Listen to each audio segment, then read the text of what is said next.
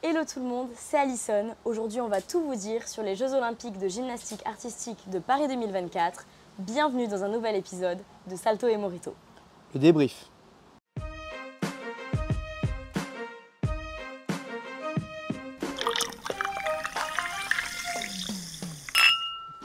Pour vous expliquer rapidement, le comité olympique avait mis en place sur ces Jeux une cellule de leaders d'ambiance pour mettre l'ambiance en carré supporter. Et du coup, ils ont fait appel à nous pour mettre l'ambiance en gym. Et donc, on a eu la chance d'avoir plein de places. Et si ça vous intéresse, on a un petit peu vlogué tout ça. Seb a déjà lancé une vidéo sur sa chaîne YouTube. Et moi, je vous mettrai une petite compilation des petits vlogs que j'ai pu faire. Aujourd'hui, on va tout vous débriefer de ce qui s'est passé. Et pour ça, donc, je suis accompagnée de Seb, gymnaste de haut niveau, qui met aussi la gym un petit peu en lumière sur les réseaux sociaux. Salut. Donc ce débrief sera constitué de 2 épisodes et ici vous êtes en train de regarder le premier qui concernera plus les performances, les surprises et un petit peu un récap de tout ce qui s'est passé pendant ces Jeux Olympiques. Et on fera ensuite un deuxième épisode où on répondra à vos questions et où on reviendra un petit peu plus sur notre analyse sur ce qui s'est passé lors de ces Jeux Olympiques. Et il y en a à dire. Donc attrapez votre meilleur morito et c'est parti.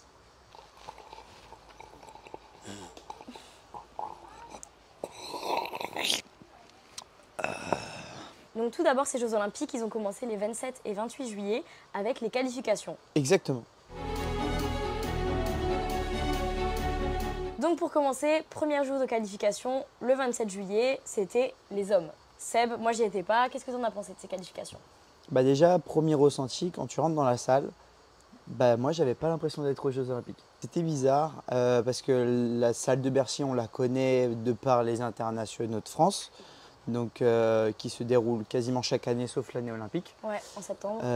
Voilà. Auquel on a déjà assisté plusieurs années et notamment l'année dernière. Et ouais, ça fait bizarre en fait de voir une salle qu'on connaît totalement réaménagée aux couleurs des Jeux Olympiques et de se dire que on a accès aussi facilement aux Jeux, quoi. Ouais, c'est clair.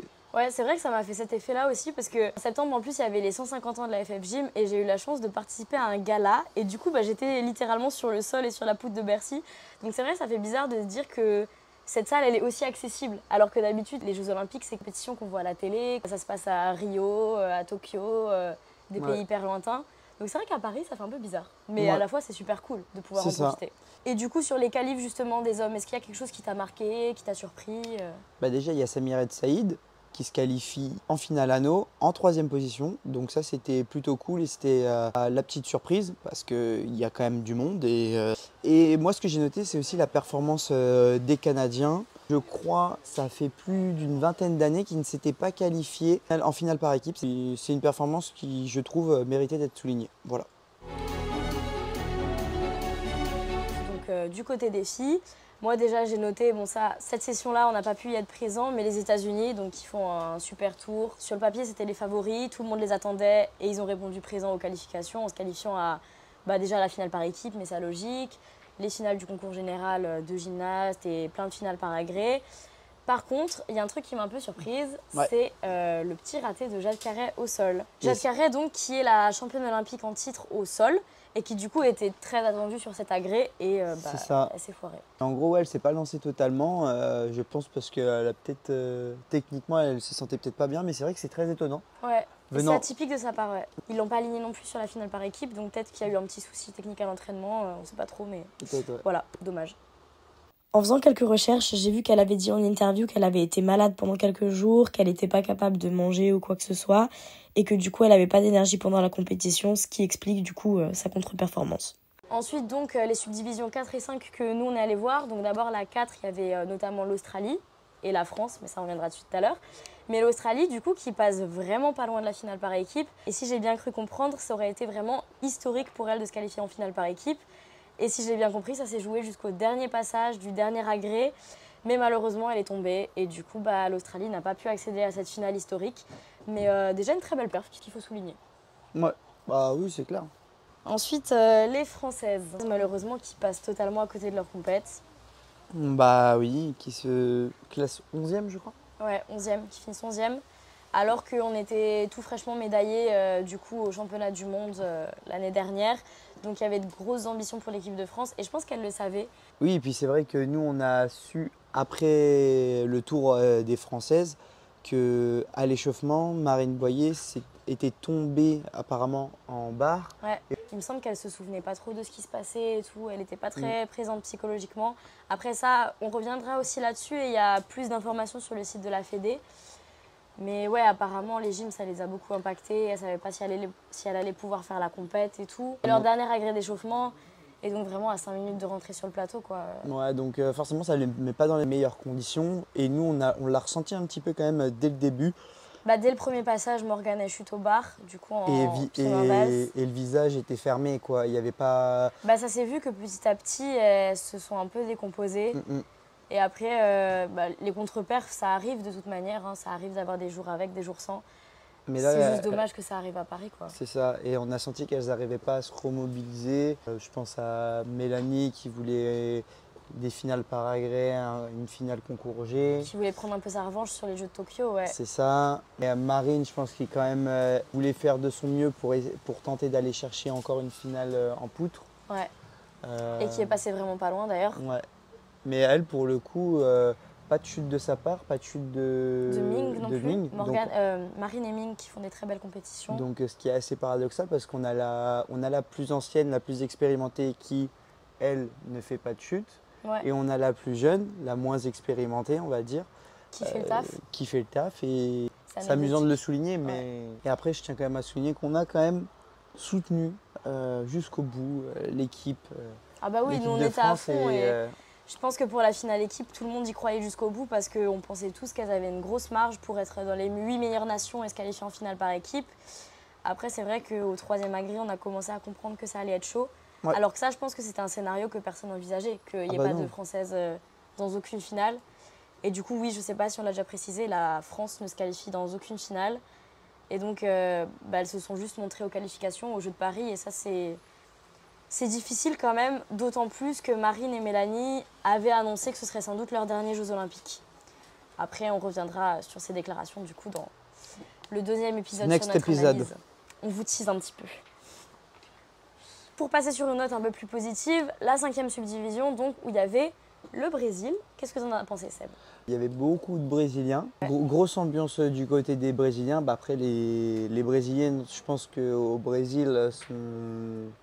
Vus comme des stars. Ouais, je pense que le sport n'a pas la même place au Brésil qu'en France. Ouais. C'est vrai. Et ça s'est ressenti, et très agréable. Ouais, ambiance de fou, magnifique gym, les réceptions, ça va chercher, beaucoup de finesse sur la Corée et tout.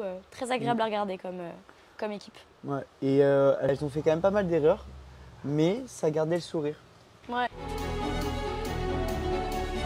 Donc ça, c'était pour les qualifications. Ensuite, le 29 juillet, il y a eu la finale par équipe chez les gars, qu'on a suivi un peu de loin. On n'était pas présents sur cette session, mais Seb, qu'est-ce que tu as noté un peu de cette finale? Je regardais les notes et je crois jusqu'au 5e agrès, les Chinois étaient en tête avec plus de 3 points d'avance. Mais là, retournement de situation, les Japonais... Enfin, je me doutais que les Japonais allaient rattraper peut-être un peu leur retard à la fixe, vu que les Japonais sont quand même plus affûtés sur cet agrès-là. Mais 3 points, c'est dur à rattraper sur un agrès, 3 passages quand même. Ah non, mais c'est clair. Ça fait 1 point par gym. C'est ça.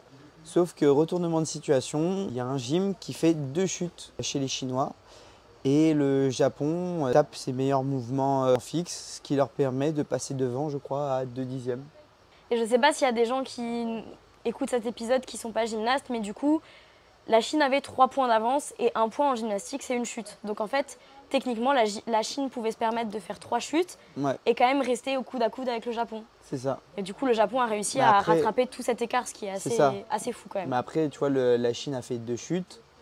Enfin, un gym fait 2 chutes. Mais après, les Japonais, généralement, ils sortent des meilleures notes que les Chinois en fixe. Mais les 2 chutes, c'est ce qui leur a permis de passer devant et d'avoir le titre olympique.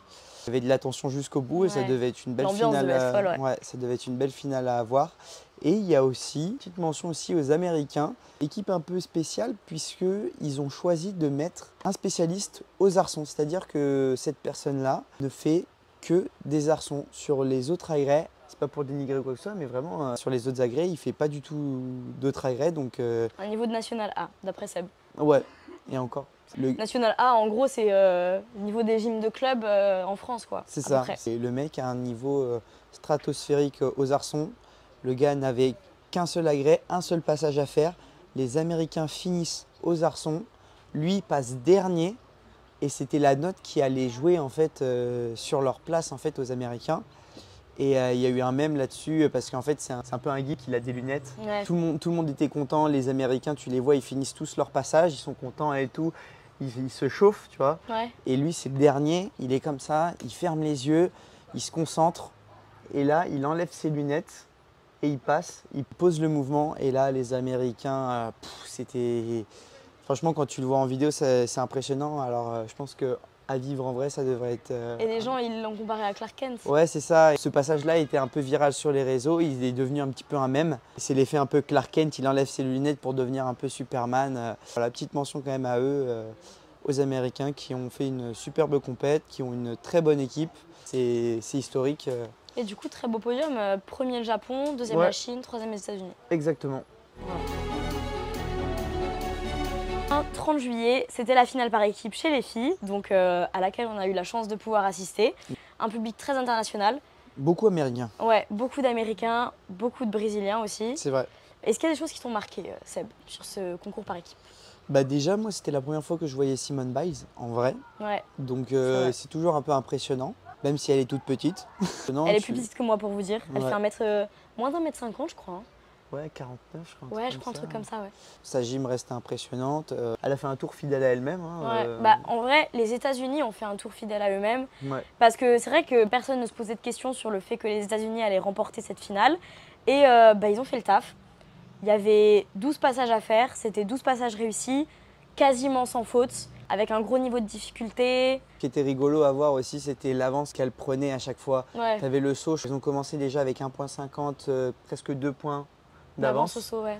Barre, elles reprennent 1 point. Poutre, elles reprennent presque 1,5 point. Et tu te rappelles combien de points d'avance elles finissent?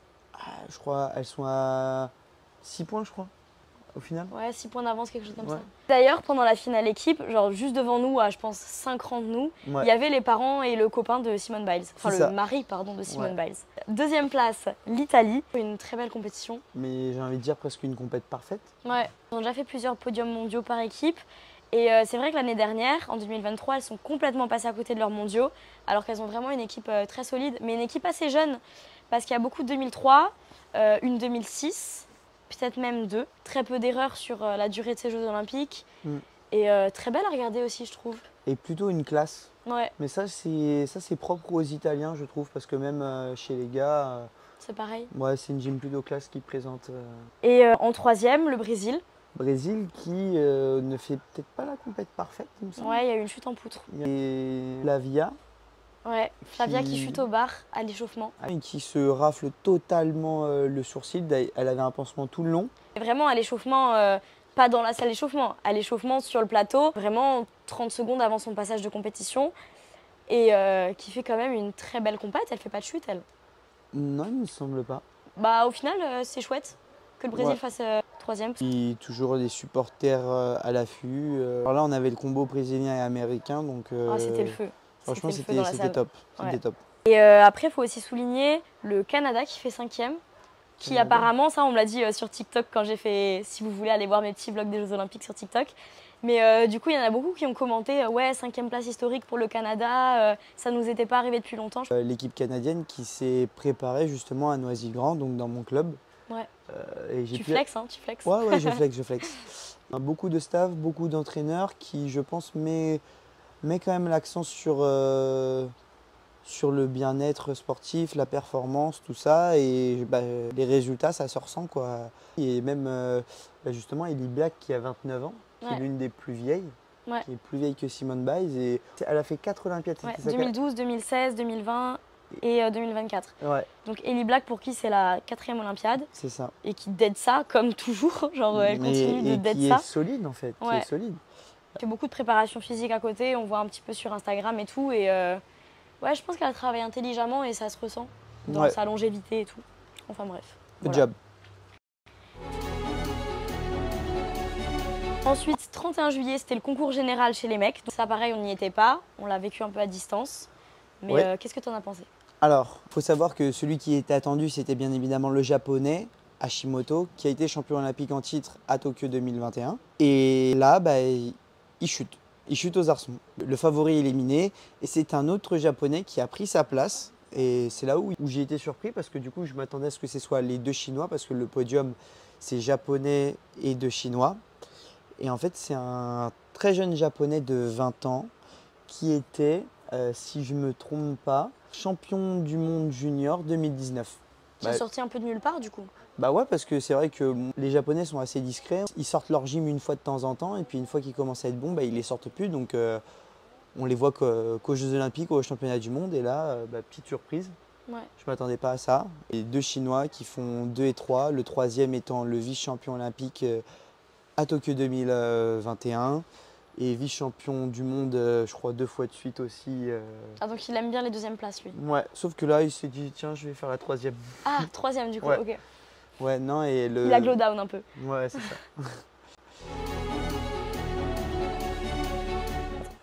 Ensuite, on continue. Le jeudi 1er août, c'est déjà une très belle journée. C'était son anniversaire. Mais du coup, il y avait le concours général chez les féminines, où la plus grande favorite, bien évidemment, c'était Simone Biles. Qui fait un peu son comeback quand même. On attendait qu'elle prenne sa revanche sur Tokyo. C'est ça, tout le monde l'attendait. Et je pense qu'elle aussi attendait beaucoup de ces jeux. Pour ceux qui n'ont pas suivi, en gros, à Tokyo 2021, je pense que tout le monde en a entendu parler, mais elle a eu quelques petits blocages mentaux, elle n'arrivait plus forcément à faire sa gym comme avant, et du coup, elle a décidé de se retirer de la compétition.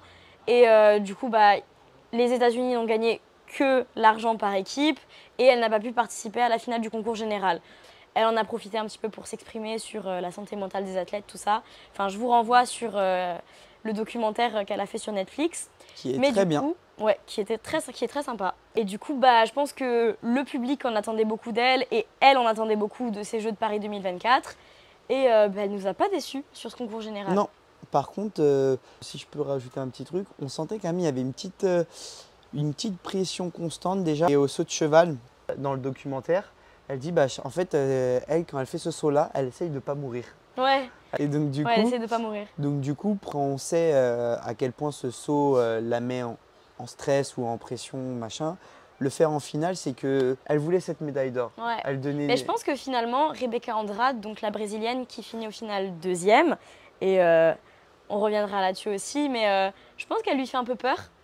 Parce qu'au final, c'était un petit peu serré et elle a dit d'ailleurs en conférence de presse, ouais, avoir Rebecca sur mes talons, entre guillemets, c'est beaucoup de stress et tout. Et donc, les prochains titres, elle peut les avoir, je lui laisse la main un petit peu. C'est ça. Elle a dit ça en conférence de presse. Et donc, du coup, rien que de faire ce Yurchenko Double Carpe, elle commençait au saut. Ouais. Le faire direct dans son concours G, ça montrait aussi l'importance qu'elle mettait dans son concours général. Aussi, ouais, c'est ça.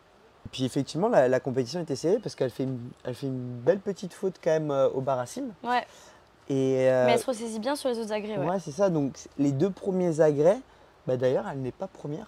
Elle est première au saut, après le saut. Et après les barres, elle fait 3 ou 4, je crois, derrière Kélia. Oui.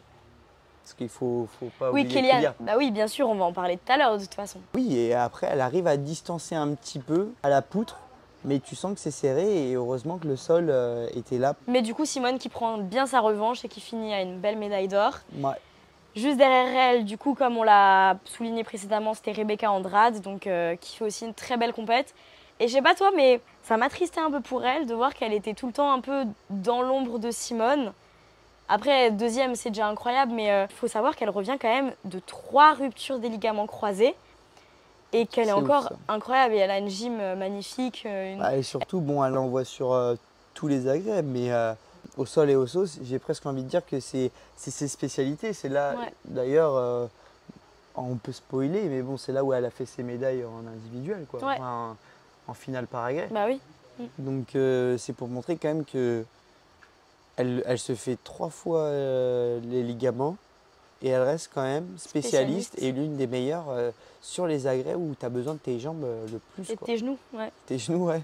Où tu sollicites justement c'est clair. Tes genoux. Et du coup, 3e, Suni Sally, qui avait fait championne olympique à Tokyo 2021. C'est ça. Elle confirmait quand même un peu son niveau, sa place. Qu'elle était là. Quand même, qu'elle était là. Et c'était serré, hein. Ouais, et puis au vu, parce que moi c'est vrai que je la suis un peu sur les réseaux et après Tokyo quand elle est partie en NCAA. Donc en universitaire, ouais. Et c'est pas du tout le même niveau de difficulté, c'est des notations en fait qui sont sur 10. Et de toute façon je vous ferai un épisode sur la NCAA, mais du coup elle a dû considérablement réduire ses mouvements et après ça c'est très difficile de revenir en élite.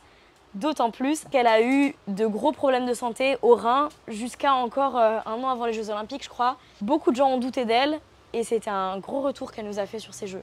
Ouais, j'ai trouvé ça plutôt remarquable et je trouve que ça laisse à réfléchir quand même sur la gestion aussi de la performance quand on atteint un pic, quand on est au sommet. Quand on veut durer dans le temps, savoir aussi redescendre pour ensuite remonter. Mieux remonter, ouais. Et parce qu'on ne peut pas être à fond tout le temps. C'est ça, et c'est ce qu'elle a fait et elle a prouvé que ça marchait et bravo à elle. Du coup, comme on le disait, c'était hyper serré après la 3e rotation. Il y avait du coup Suni, Alice D'Amato, donc une Italienne qui finit 4e, pareil, qui fait une très belle compète, et Kéliane Emmour. Kéliane Emmour nationale. Ouais. On reviendra un petit peu plus sur sa situation, sur un petit peu ce qui s'est passé, parce qu'il y a eu un petit conflit entre la Fédération française et elle et son club. Donc on reviendra un peu sur le pourquoi du comment elle match pour l'Algérie. Dans un autre épisode. Dans le 2e épisode du coup des Jeux Olympiques. Restez bien à l'affût. Mais ouais, du coup, Kéliane Emmour, pareil, qui fait de très bonnes barres qui lui permettent un petit peu de titiller les meilleurs. Après les barres, elle est 2e. Kélias qui la met un peu dedans, c'est sa poutre. Ouais. Sa poutre avec elle a failli chuter à un moment donné, ce qui est impressionnant. Il y a juste son pied était à côté, il y avait juste 2 orteils. Ouais, 2 orteils qui touchent. Et elle réussit à se rattraper. Et on ne sait pas comment. Elle arrive à remettre. En plus, déjà à l'entraînement, c'est très difficile de se rattraper de cette manière-là quand tu as 2 orteils sur la poutre. Alors en plus, avec le stress, quand tu connais l'enjeu, quand tu as les jambes qui tremblent comme ça sur la poutre, après elle est préparée pour. Mais franchement, je te tire mon chapeau, Kélia. Ouais. C'est l'occasion pour moi de vous dire, tous ceux qui écoutent ce podcast au format audio, qu'il est aussi disponible au format vidéo sur YouTube, où je mettrai du coup des petites vidéos que j'ai prises et que j'aurais trouvées un petit peu sur les réseaux. Pour vous aider à la compréhension de ce podcast et de ce débrief. Après, si vous préférez écouter ce podcast en faisant la vaisselle, en faisant votre petit footing du matin, c'est libre à vous. On retourne au vif du sujet. Il faut quand même ressouligner Kélia qui finit du coup 5e. Pour avoir un petit peu vite fait discuté avec elle et pour avoir vu un peu sa réaction en live, ça se voyait qu'elle était déçue. Ouais. Ça se voyait qu'elle voyait qu'elle avait quelque chose à jouer. Elle savait aussi. Elle savait, même si elle l'a peut-être vu comme un échec, 5e en finale olympique. Voilà, et Kélia, t'as 17 ans. Voilà, ouais. faut le souligner ça. Kélia, tu vas certainement regarder ce podcast. Donc cœur sur toi. On t'aime. Et t'inquiète pas, ça va payer. Prends un peu de temps pour toi, vas-y, décompresse.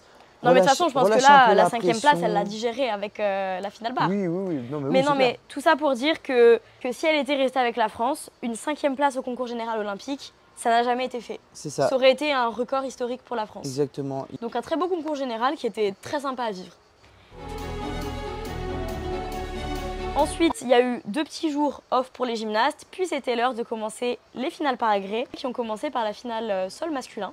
Sol, ouais. Qu'est-ce que tu en as pensé, Seb?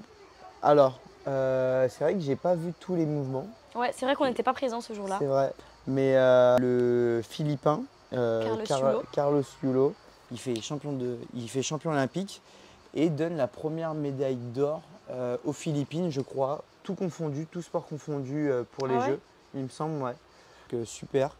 Et pour moi, je suis grave content parce qu'il le méritait au vu de sa netteté. Et c'est un tout petit gabarit, très explosif, un peu à la Simone.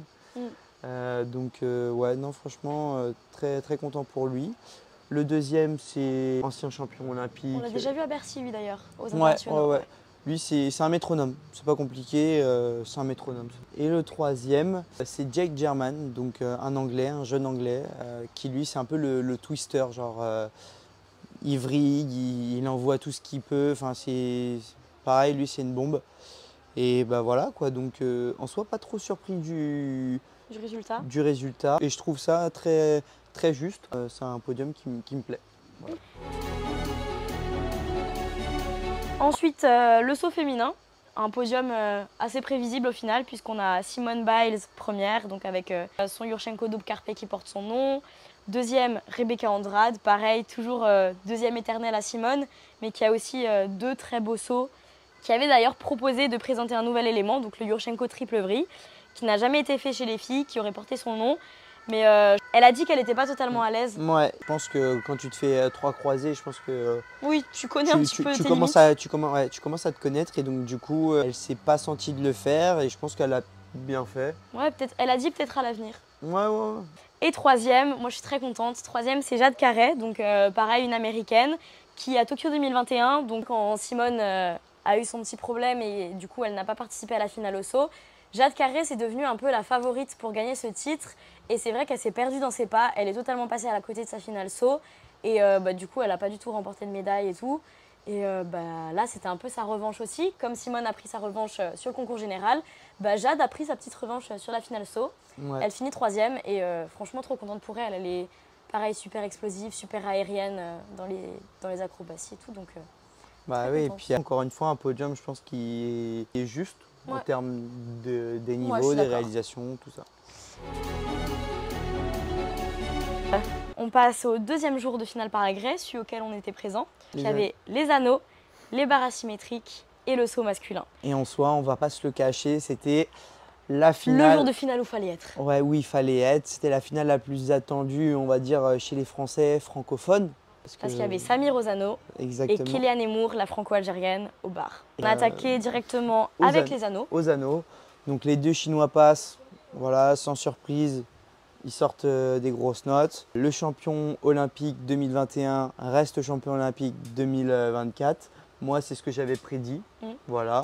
Ouais, tu me l'as dit avant qu'il passe. Tu m'as dit, ah ouais, ce sera lui qui sera champion olympique. Voilà. Et au final, ça n'a pas loupé. Le deuxième fait deuxième aussi à Tokyo 2021. Donc voilà. Le chinois aussi, ouais. Voilà. Qui est aussi très très fort aux barres parallèles. Avec spoil et champion olympique barres parallèles. Deuxième, premier, voilà. Voilà quoi, le mec. Le mec est tranquille quoi. Tranquille. Okay. Et le troisième, roulement de tambour, pour tous ceux qui vivent dans une grotte, le grec Petronias. À un dixième. À un dixième, voilà, en plus que Samir Saïd. Ça a beaucoup fait parler, ça. Il y en a beaucoup qui disent que c'est pas très juste. Enfin, d'ailleurs, Samir, en conférence de presse, est un peu exprimé là-dessus, sur l'impartialité un peu des juges. Mais et je pense tout. que ça, on y reviendra sur la partie 2. Ouais. On donnera un peu notre avis sur cette situation et sur les déclarations qui ont été faites par Samir, par le DTN et tout en conférence de presse, du coup dans un deuxième épisode. Sinon celui-là sera beaucoup trop long. Oui. Mais ce qu'il faut retenir, c'est qu'il y avait une ambiance de ouf. Ouais. Surtout quand Samir a fait son mouvement. Samir le public a beaucoup encouragé Samir. Ouais, et même le public étranger, parce que néanmoins, Samir, c'est un des gyms les plus connus au vu de son histoire avec Rio, où il se casse la jambe, à Tokyo, où il fait une 4e place, et puis là, qui refait encore une fois une 4e place. Mais je pense qu'il a un parcours touchant qui est un peu connu mondialement, et les supporters ont respecté ça, son histoire et tout, et vraiment encouragé. Il fait, je pense, l'un de ses meilleurs mouvements. Vraiment, on le sentait fort, on le sentait serein. Et ouais, donc grosse déception, on l'a senti, de toute façon, tout au long. C'était dévastateur pour lui. Ouais, un petit peu, oui. Et puis je peux comprendre parce que... tu travailles 4 ans, x 3 pour ça. Ouais, c'est ça. 3 cycles olympiques pour pas avoir la médaille. Je pense que là, honnêtement, il a fait une belle prépa. On le sentait affûté, concentré. Et, je peux comprendre la frustration que ça ne paye pas. Mais ce qu'il faut retenir, c'est qu'il a fait quand même un très beau mouvement. Il n'y a pas de regret à avoir sur la performance. Exactement. Ensuite, les barres. Donc c'était vraiment une magnifique finale. Franchement, on le savait. Parce que déjà, il y a Kélia et la chinoise qui se sont beaucoup bataillées pendant toute l'année. Et il y avait aussi Nina Dorwell sur cette finale qui revient d'une opération de l'épaule. Ancienne championne olympique de Tokyo 2021. Voilà, il y avait aussi Suni Sali qui était la vice-championne olympique de Tokyo 2021. Donc c'était une très belle finale barre avec très peu de déceptions. Moi, ma seule déception, c'était que Rebecca Downey chute. Surtout quand on connaît son parcours. Elle a 32 ans, donc c'est pas facile de faire de la gym à cet âge-là, encore moins des barres asymétriques. Et du coup, qui a encore un niveau de classe mondiale à cet agrès-là. Et qui chute, elle est passée par beaucoup d'épreuves compliquées. D'ailleurs, il me semble que la finale équipe était le jour d'anniversaire de mort de son frère. Donc elle est passée par beaucoup d'épreuves compliquées. Beaucoup d'abus aussi au travers de la fédération britannique. Il y a eu beaucoup de soucis un peu au niveau des entraîneurs et tout là-bas. beaucoup de harcèlement moral, tout ça. Mais si j'ai le temps et l'occasion, j'essaierai aussi peut-être d'en parler dans un épisode. Mais voilà, une gymnaste très combattante. Et du coup, j'étais déçue qu'elle ne réussisse pas à faire son mouvement sur cette finale, quoi. Et ensuite, on a la chinoise qui passe. Donc on le savait, c'était la plus grosse concurrente de Kéliane Moore. Et elle nous fait un magnifique mouvement. Tous ses équis, plantés à l'équille, sortie pilée. Et là, on voit la note. Et là, la gymnaste suivante à passer, c'était Kéliane Moore. Donc Kélia qui attendait de passer devant le tremplin. Et donc là, ils annoncent la note. 15,5. 15,500. Donc c'est une note que la chinoise n'avait jamais fait. Kélia est capable de faire mieux, on le savait. Elle s'est qualifiée à 15,6. Ouais. Et au concours général, elle fait 15,533. Voilà, donc on savait qu'elle était capable de faire mieux. Mais il n'y avait pas non plus une marge de fou. Et elle a un mouvement avec une grosse prise de risque. Donc le mouvement, il faut le réussir, quoi. Oui, oui. Et donc Kélia, elle a entendu la note de sa grosse concurrente avant de passer. Et elle est passée. Elle a fait le mouvement de sa vie. Enfin, je pense qu'elle aurait pu gagner un ou deux dixièmes. Mais si elle pilait, ouais. Ouais, elle fait un mouvement incroyable. Et la note, elle sort. Et elle sort à 15,7. Donc, et là, on comprend que c'est bon, elle est championne olympique. Kélia, championne olympique au bar. Voilà. Donc une médaille qui aurait pu être pour la France. Mais voilà, super contente pour elle. Elle le mérite. Toute l'année, elle a montré qu'elle avait les capacités de faire championne olympique. Elle le savait. Et elle est venue, elle a cherché sa médaille olympique. Elle l'a mis autour de son cou et voilà, quoi. Et du coup, celle qui vient compléter le podium, donc derrière Kélia et la chinoise, c'est Suni Sally, qui fait aussi un très beau mouvement. On a parlé un peu de son histoire, de machin, donc ça fait plaisir de la revoir sur ce podium, avec un très beau mouvement d'ailleurs, très original. Ouais. Et juste pour parler de l'ambiance, encore une fois, c'était fou, hein, que ce soit avec Samir ou même avec Kélia, parce que Kélia, elle a quand même une histoire avec la France. Tout le monde connaît un peu son histoire en France. Et même si maintenant elle match pour l'Algérie, il y avait beaucoup de Français. Beaucoup de solidarité. Ouais, c'était marrant parce que tous les Français, il y en avait pas mal qui avaient anticipé. Ouais, ramener un drapeau d'Algérie où c'était habillé en vert et tout. Ouais. Beaucoup de soutien pour Kélia et ça faisait vraiment plaisir de voir ça. Et ouais, je voulais aussi, pour finir, souligner le mouvement de Lina Darwell, du coup, qui fait aussi des très belles barres et qui a subi une opération de l'épaule. Je crois que ça fait vraiment pas longtemps qu'elle est revenue et qui montre quand même encore qu'elle fait partie des meilleures gymnastes et qu'elle est là malgré une opération de l'épaule qui est littéralement la chose qui te sert le plus au bar asymétrique, quoi. Ouais, c'est clair. Donc voilà, très belle finale. Pour finir cette journée, du coup, on était présents. Il y avait la finale saut masculin. Saut masculin. Et encore une fois, c'est le Philippin qui gagne cette finale. Donc, le mec fait 2 finales par agrès, 2 médailles d'or. Donc, il donne 2 médailles à la Philippine, c'est 2 médailles d'or. Très content pour lui. En plus, je t'ai dit, moi, c'était celui que je voulais voir gagner. Ouais. Il est super net, super explosif. Enfin, c'est impressionnant. Hein. Ouais. Son double avant carpé demi-tour, voilà. Il est super net, il n'y a pas de faute. Enfin, et puis après, deuxième, c'est Arthur Daftian, donc, qui lui est un métronome un peu sur ses sauts. Généralement, il pile à chaque fois. Là, il ne l'a pas pilé. Mais ses sauts sont beaux, il est bien dans l'aisance. Ouais. Voilà, il n'y a rien à dire. Donc mérité aussi. Et puis troisième place, et c'est un Britannique. Il y avait 2 Britanniques sur cette finale. Jake German qui finit à la 4e place avec une triple vrille et demi, mais un petit pas sur le côté. C'est ce qui lui sort du podium. Et son compatriote, très beau saut aussi, très explosif et qui a fait aussi la finale juste avant aux anneaux, donc très puissant. C'était une belle finale. Une belle finale. Ensuite, dernier jour de ces Jeux Olympiques de gym, dernier jour des finales par agrès. Et du coup, ça a commencé avec les barres parallèles. Sans grande surprise, le Chinois remporte, voilà, qui est au-dessus du lot hein, en termes de difficulté, en termes de netteté. Tu ne sais pas où lui donner des fautes. Ouais. Deuxième, c'est Elias Koftun. Pareil, très gros mouvement.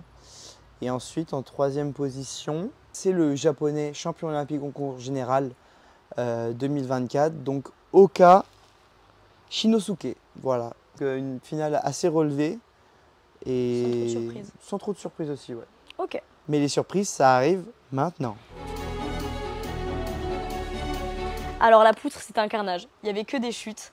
Je crois qu'en tout, il y a eu 2 mouvements réussis. Il y a eu donc Alice D'Amato, celle qui fait du coup championne olympique, parce que finalement, c'était une finale où il fallait réussir, rester sur la poutre pour être championne olympique. Enfin, et avoir de la difficulté accessoirement. Oui, mais c'est vrai que comparé aux autres, tu sentais qu'elle avait une difficulté moindre. C'était beaucoup plus simple. C'était très propre et réussi. Ensuite, il y avait Rebecca Andrade aussi, qui a réussi son mouvement, mais qui finit à la 4e place. Et ensuite, le troisième mouvement réussi, c'était Manila Esposito, donc la deuxième italienne de cette finale, qui, elle, finit à la troisième place, mais qui fait quand même un gros déséquilibre. Mais ça suffit quand même pour monter sur le podium. Mis à part ça, il y a eu donc la chinoise qui fait une chute sur agrès, qui était la grande favorite de cette finale. C'est vrai que la première fois que je l'ai vu sur les réseaux. Ah, tu me l'avais montré. Et je te l'avais montré, je dis mais attends, mais t'as vu à la note à laquelle elle est sortie, pourtant elle fait pas des diffs de ouf et tout, mais moi j'ai plus ce côté acrobatie sur la poutre. Tu te rends pas compte et je me rends pas compte de toutes les liaisons, de tous les sauts, parce que même quand elle fait son tour et son tour… Oui, en fait je lui ai expliqué qu'en fait il y a des bonus de liaison d'éléments. En gros un mouvement qui est construit avec beaucoup de liaisons dont on se rend pas forcément compte quand on est extérieur à la gym. Ça t'apporte beaucoup de points bonus aussi. Et une grosse note de difficulté du coup. Voilà, c'est ça. Donc c'était la favorite, mais elle fait une chute sur agrès, donc elle pose la main. Elle finit quand même à la deuxième place de cette finale. Donc elle vient compléter un podium italien. Et du coup, tout le reste, que ce soit Simone Biles en personne, Suni Sali, Sabrina Voiena, la roumaine, Julia Soares, enfin bref, tout le reste des gymnastes a chuté à cet agrès. Suni qui fait une très belle chute quand même. Ouais. Mais ouais, une finale atypique parce que c'est vrai qu'à ce niveau-là, souvent, il n'y a pas autant de chutes. Au final, Alice D'Amato, donc l'italienne qui fait championne olympique, perso, j'étais super contente pour elle et il y a beaucoup de gens aussi, je l'ai vu sur Twitter, qui étaient très contents pour elle parce que j'ai l'impression que c'était un peu l'outsider de cette compète parce qu'elle a été présente sur beaucoup de finales, 4e au concours général, au pied du podium, 5e à la finale bar, à pas beaucoup de la 3e place. Et là, du coup, de lui permettre un peu d'avoir ce moment de gloire, bah, c'est hyper cool pour elle. C'est très sympa. Et on ne peut pas s'empêcher non plus d'avoir un petit goût amer pour Marine Boyer, donc française, qui s'est pas qualifiée à moins d'un dixième à cette finale poutre. Elle était deuxième ou troisième remplaçante, je sais Ouais, deuxième plus, remplaçante, qui s'est échauffée sur le plateau pour un dixième. Et qui du coup, avec toutes ces chutes, on a forcément dans le coin de notre tête qu'il y aurait une petite ouverture pour elle et que c'était pas impossible pour elle de faire une médaille. Mais ouais, voilà, une petite pensée pour Marine sur cette finale. Ouais. Ensuite, la finale à la barre fixe, qui ressemblait un petit peu à la finale à la poutre au final. Mais j'ai envie de dire, elle était encore plus imprévisible que le premier à passer. Donc c'est un gym que j'apprécie beaucoup à la barre fixe, qui a, je pense, le mouvement le plus dur et le plus original de cette compétition. Et il vient de Shin Taipei et malheureusement il chute à un des lâchers qu'il fait. Il finit son mouvement en beauté, mais malheureusement cette chute qui compte. Et il sort quand même à une note loin d'être dégueu. Ça n'aurait pas passé pour une médaille, sauf que la compétition va se dérouler totalement différemment de ce que tout le monde pensait. On a le japonais en deuxième position qui réussit son mouvement parfaitement, donc le champion olympique en concours général. Très joli mouvement. Ensuite, on a un très jeune Colombien de 17 ans et extraordinaire, donc il finit deuxième. On était loin de se douter que le podium allait rester quasiment identique à partir de là, puisque tous les autres gyms, sans exception, chutent. Ça tombe, donc il y en a qui chutent sur leur lâcher, il y en a qui chutent beaucoup sur leur sortie. Et voilà. Et enfin, pour finir, la finale au sol. Tout le monde s'attendait à ce que Simone gagne cette finale, Simone Biles. C'est vrai. Mais au final, elle fait 2 sorties de praticables, 2 grosses erreurs de réception, qui du coup la propulse à la deuxième place. Ouais, derrière, pour 33 centièmes, je crois. Ouais, pour vraiment pas grand-chose. Ça pique. Derrière, du coup, Rebecca Andrade. Rebecca Andrade qui fait, je pense, le meilleur mouvement de ces jeux. Ouais. Et enfin, Jordan Child. Qui passe en dernier. Qui passe en dernière. Qui fait un sol plutôt bien, mais avec des erreurs de réception. Avec 2-3 petites erreurs de réception, 2-3 petites accros un peu en avant. Et du coup, qui finit à la 5e place. On voit la Roumaine qui commence à célébrer, à sortir le drapeau de la Roumanie, à monter sur le podium et tout.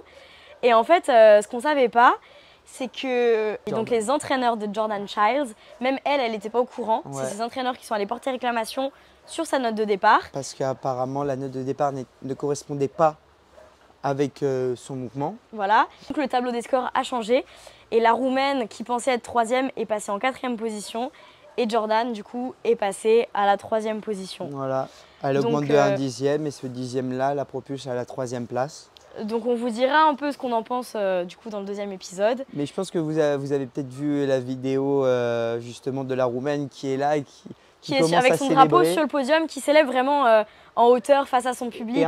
Elle a le drapeau roumain qu'elle étend et à un moment donné, hop, elle le replie un peu comme ça. et elle regarde au-dessus le tableau des scores. En mode déçu et elle part en pleurant avec sa coach. Son entraîneur, Et c'est un peu déchirant quand même. Franchement, moi je l'ai vécu déjà une 4e place et c'était pas les Jeux Olympiques, hein, c'est le championnat d'Europe et j'ai eu direct la 4e place. Il n'y a pas eu l'histoire de réclamation et tout et c'était déjà hyper dur. Donc j'imagine pas, quand tu penses être 3e, en plus c'est les Jeux Olympiques et on te vole ta médaille entre guillemets. Non, enfin après, on reviendra là-dessus parce que ça fait un petit scandale. Et depuis, la situation a encore évolué, c'est passé au tribunal et tout, donc on vous fera une update dans le prochain épisode. Dernière chose que je voulais souligner, c'est du coup Andrade qui a son moment de gloire et du coup l'image... Enfin première devant Simone Biles. Ouais, et c'est assez puissant parce que Simone et Jordan lui ont rendu hommage. Je mettrai une petite image, Ils l'ont un peu vénéré sur le podium. Voilà, ils ont fait un petit salut. Elles se sont mis à genoux symboliquement. Je pense que si on devait conclure, c'est vraiment des jeux qui ont marqué, qui vont, je pense, marquer beaucoup de gens. Qui étaient très particuliers, Ouais. Et très beau jeu, et je pense qu'il y en a beaucoup. C'était quelque chose à vivre. Pour ceux qui ont eu la chance de le vivre, ils pourront tous vous dire que c'était quelque chose à vivre. Et du coup, si je devais faire un petit résumé de la gym, la contre-perf des Françaises qui a beaucoup déçu et marqué parce que forcément c'était en France, voilà. La domination de Simone Biles et des États-Unis qui était prévisible et qui n'a pas déçu. Mais qui, par moment, tu vois des petits... Ouais, il y a des petites ouvertures pour d'autres gymnastes à d'autres agrès. Ouais. Du coup, Rebecca Andrade qui en a bien profité. Et qui s'est montrée en reine. Qui ne sont pas forcément intouchables à 100%. Ouais, c'est ça.